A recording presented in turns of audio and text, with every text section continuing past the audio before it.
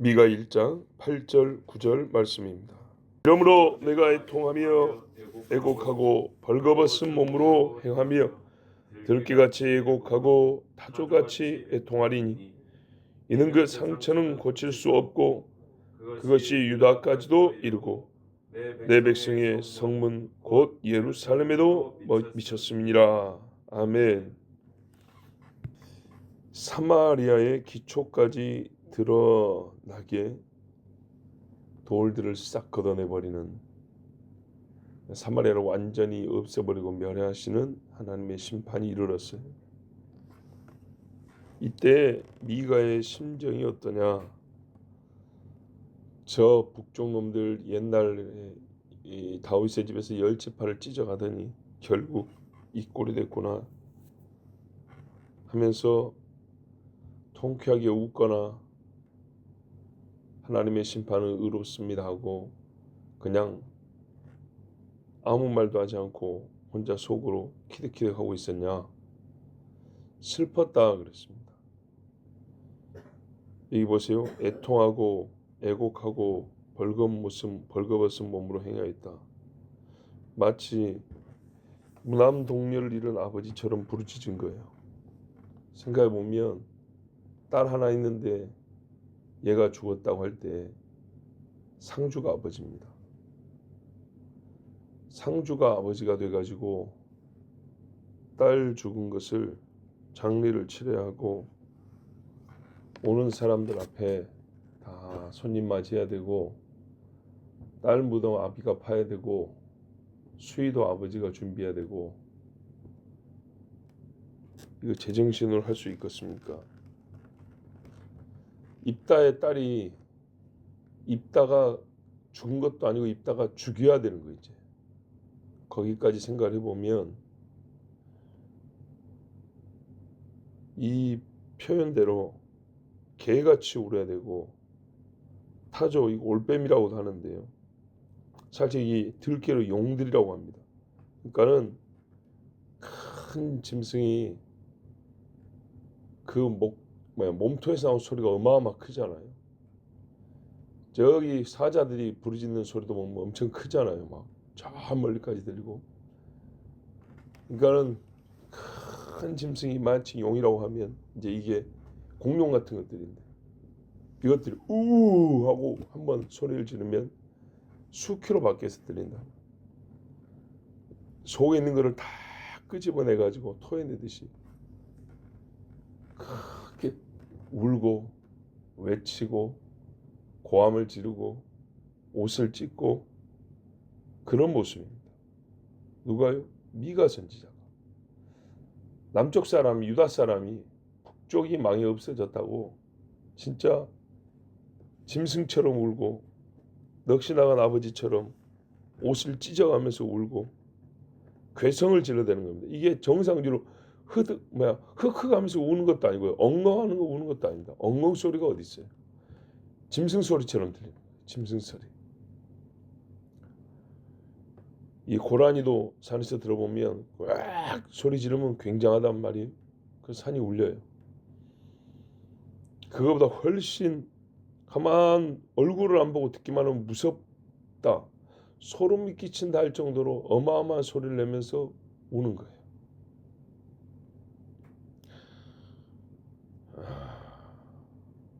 선지자는요, 의인이 고난당할 때 슬프다 이러지만 않고요, 죄인이 죽을 때도 괴롭다 그럽니다. 같이 웁니다. 유다가 망할 때 예레미야가 그랬어요. 북이스라엘이 망할 때 지금 미가가 그런 거예요. 하나님의 나라 이스라엘이 열둘 중에 열이 없어졌구나, 이렇게 생각을 해보자고요. 야곱의 12아들이 있었는데 요셉 하나 없어지니까 야곱이 살았지만은 죽은 것 같다 그랬어요. 야곱 눈앞에서 12아들 중에 10아들이 죽어 없어졌다고 한번 해보자고. 10아들이 눈앞에서 없어졌으면 야곱은 진짜 그날 같이 죽는 겁니다. 그런 슬픔을 미가가 지금 경험하고 있고, 다르게 말하면 슬퍼해야 하는 선지자의 사명을 감당하고 있는 겁니다.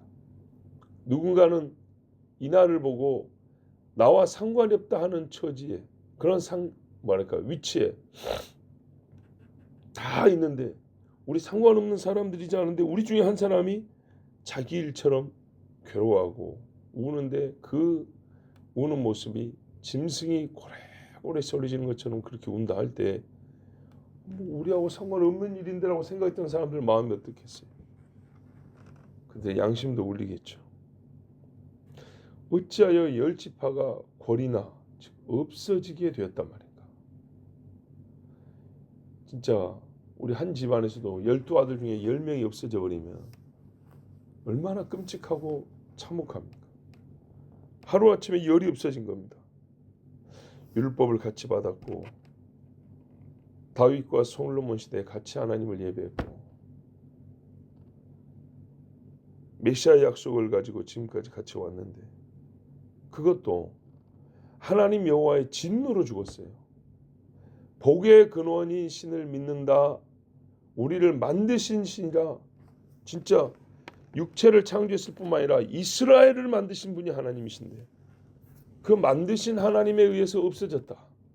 얼마나 잘못했길래 이 지경이 됐냐 이 말이에요. 그래서 이렇게 말해요. 그 상처는 고칠 수 없다. 여호와 하나님의 심판에서 누가 건져내고 누가 여기까지 합시다 할 수 있습니까? 약을 바른다고 고쳐지는 상처가 아닙니다. 3년 기근도요. 갈멜산에서 기도해서 한 번 비우니까 해소되더라고요. 예, 3년 기근에 얼마나 많은 사람이 죽고 괴로웠어요. 그래도 비 한 번 오니까 되더라고요. 그런데 나라가 없어져 버렸어요. 어떻게 하죠? 이방인의 발로 완전히 밟혀버렸어요. 땅에 씨를 뿌린다고 뭐랄까요? 우리 자연 상태에서 보통 쟁기질을 하고 씨를 아무렇게나 뿌려도 다시 흙을 덮어줘야 되는데 그렇지 않아도 그러니까 쟁기질하고 씨 뿌리고 덮어주고 이래 보통 이제 재배를 하는 이제 농사를 하는데 그렇지 않고 그냥 땅에 아무렇게나 뿌려진 것들도 가끔 보면 나와요. 근데 지금 이스라엘은 어떤 땅이 됐냐? 그 좋던 땅이 마치 오늘날로 말하면 콘크리트 땅처럼 된 거예요. 아무리 뿌려도 아무것도 안 나요. 이제 다 말라 죽어버리지.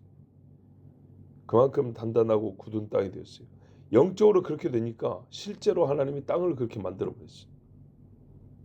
이방 사람들에서 다 밟아버렸어요. 돌들이 이만큼씩 막 집이 무너고 다 쌓인 땅들이 되어버렸어요. 그런데 이 무슨 아수르의 발자국이 어디까지 소리가 들리냐 했더니 예루살렘 앞에까지 이르렀답니다. 자, 9절 우리가 지금 아까 읽었죠. 보면 그것이 유다까지고 이르고 그랬어요. 그래서 히스기야 때 아수르가 저 이스라엘을 없애버린 다음에 이참에 예루살렘도 먹자 하고 유다를 치고 거의 다 끝날 게 되었는데 하나님이 히스기야의 기도를 들어주셔서 하룻밤에 18만 5천을 쳐 죽여버렸어요. 아수르가. 그러지 않았으면 유다도 끝나는 거예요. 바로 여기까지 미가가 본 거예요. 지금 미가가 본 환상이 바로 이거예요. 북이스라엘이 지금 망하는 것을 봤어요. 봐봐요. 요담과 아하스와 히스기야 시대라고요. 계속 봐왔는데 히스기야 때 북이스라엘이 망했어요. 그리고 히스기야 때 북이스라엘을 멸망시킨 군대가 유다에도 쳐들어왔고 예루살렘 문 앞까지 왔어요. 그러니까 말씀은 요담 때부터 받았으니까 요담 때는 환상으로 받고 히스기야 때는 실물로 본 거예요. 눈에 환상으로 본 그대로 펼쳐질 때 와, 역시 하나님은 말씀하고 이루시는구나. 이거 좋아했겠냐 이 말이에요.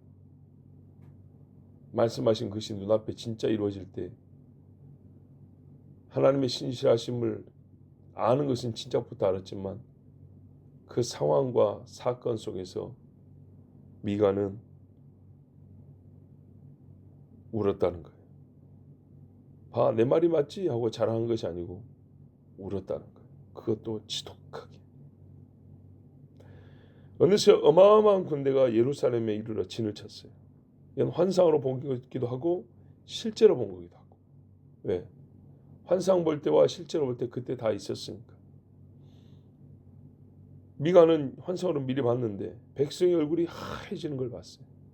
도대체 뭐 때문에 그런가 이렇게 휙 돌아봤더니 저기 셀 수 없이 새까만 군대가 말바굽소리 요란하게 오는데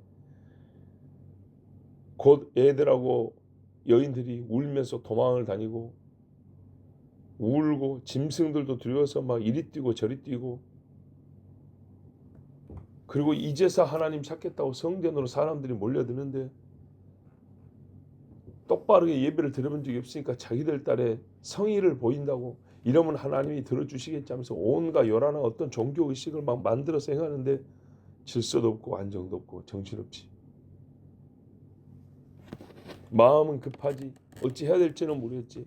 평시에 기도도 안 해봤으니 이게 기도말인지 중얼거린 건지 주문을 외운 건지 알 수 없는 바르게 했던 거 아슬하게 했던 거 갖다 짬뽕하고 뒤섞어가지고 몰려들기는 교회 꽉 차게 성전에 꽉 차게 몰려들었는데 뭘 하는지 알 수 없는 이상한 그런 종교입니다. 교회도 말이에요. 몰려들었지만 그 몰려드는 수를 보고 부흥이라 하겠지만 누군가는 이게 예배를 하는 건지 쇼를 하는 건지 집회를 하는 건지 인간의 축제를 하는 건지 또 정말 통곡하고 하나님 앞에 회개 기도를 하는 건지 그냥 무서워서 그냥 질러대는 소리인지 알 수 없는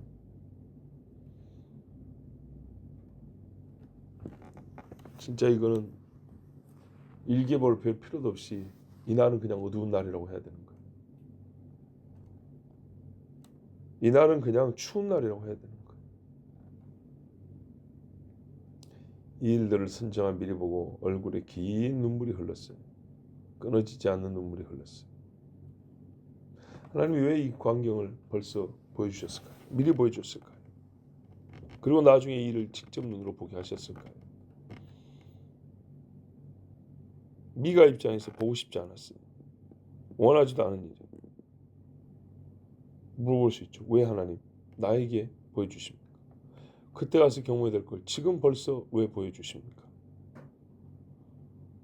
이 무서운 형벌의 날을 보게 하셔서 성대를 다 칼로 도려낼 정도의 소리를 그 울부짖음을 나로 하여금 하게 하십니까? 이 큰 슬픔을 어떻게 감당하라고 나에게 던져주십니까? 왜냐하면 지금이 봐야 될 때고 봐야 될 사람이 너니까 하나님이 그렇게 하신다. 예레미야 같이 고생, 그 착한 사람은 왜 더 고생해야 됩니까? 누군가는 이 날을 보고 울어야 할 사람이 있어야 하기 때문에 진짜로 너는 보면 울 사람이고 너는 들으면 애통할 사람이다. 그러나 대부분의 사람들은 봐도 무심히 넘기고 들어도 못 들은 척한다. 누군가는 보면 울어야 하고 울고 들으면 주저앉아 땅을 치고 하나님 앞에 가슴을 치는 사람이 있어야 하는데 그 일을 하는 사람 그래서 내가 너를 불렀다. 자, 지금도 우리나라만 하더라도 지금 미가와 같은 하나님의 사람들이 들어 있습니다. 이름이 유명한 자도 있고 유명하지 않은 자도 있고 그런 사람들이 있어서 얼마나 감사한지 몰라요. 그런 사람들 남겨주신 하나님께 감사하고 또한 그 남겨주신 하나님의 지명하심에 순종한 사람들이 있어서 감사하고 근데 솔직히 나는 미가와 같은 하나님의 종이 아닙니다. 미가와 같이 이렇게 울고 애통하지 않습니다. 이유는 두 가지입니다. 나는 미가처럼 직접 눈으로 보지 못했습니다. 환상도 못 봤고 진짜 나라가 망하는 것도 못 봤고 그래서 나는 미가 같은 사람이 아닙니다. 그런데 어떤 사람들은 거기까지 보지 못해도 지금 웁니다. 거기까지 이르지 아니하였어도 지금 애통하는 사람들이 있습니다. 참 지혜롭고 훌륭한 사람들입니다. 그 사람들에 비해서 나는 심령이 그렇게 하나님의 영감에 감동되지 못한 사람이기 때문에 나는 그 사람들처럼 울지 못합니다. 나는 그 우는 사람들만 못한 사람. 그래서 저는 여러분에게도 이 나라에게도 이 나라 백성들에게도 미안합니다. 옛날에 선지자는 옳은 말을 하지만은 듣는 사람들이 괴로워할 것까지 괴로운 날을 막기 위해서 외치지만은 듣는 자들의 마음도 괴로울 것이다. 그래서 사명을 감당하면서 미안한 마음을 가졌다면 나는 그렇게 외치지도 못하고 울지도 못해서 미안합니다. 그래서 우리가 기도해야 될 거는 주님 보여주시고 들려주시고 한편 그걸 감당할 수 있을지는 모르겠지만 우리에게도 미가와 같이 애통하고 애곡하기를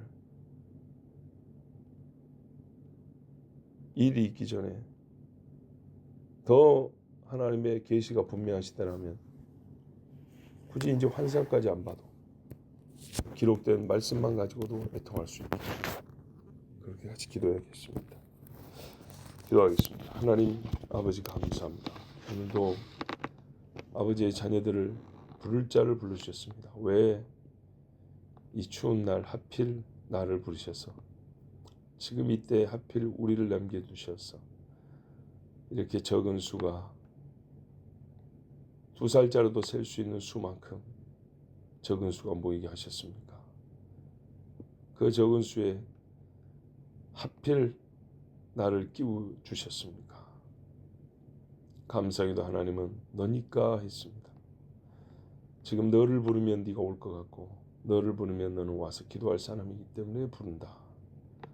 미가나 예레미야나 그 많은 백성 중에 왜 하필 나를 부르셔서 미리 보고 일찍부터 울게 하시고 다른 사람들은 전혀 감동 못 잡을 때부터 욕을 얻으면서까지 우는 걸로 욕을 얻어먹는 나를 위하여 외치는 것 때문에 죽일 당할 위험에 처하게 하셨습니까?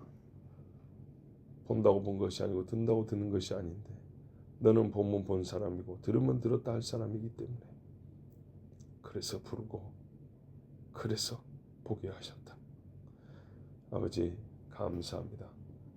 이 땅에 환상까지 보지 못하였어도 듣기만 하고도 우는 자가 있어서 감사하고 자기의 유익과 즐거움과 평온을 스스로 깨뜨려가면서까지 고난의 날을 앞두고 자기를 괴롭게 하면서까지 주님 앞에 나와 기도하는 자들이 있게 해주셔서 감사합니다. 나는 그렇게 하지 못하지만 이제 주님 점점 나와 우리 교회도 더 큰 눈물을 주사 참으로 부르짖음을 주사 개인의 안위를 위하여 살지 말고 하나님 나라를 위하여 또 주님 나라의 영광을 위하여 주님이 세우신 이 나라를 위하여 우는 주의 종들이 되게 하여 주시옵소서. 예수 그리스도의 이름으로 기도하옵나이다. 아멘.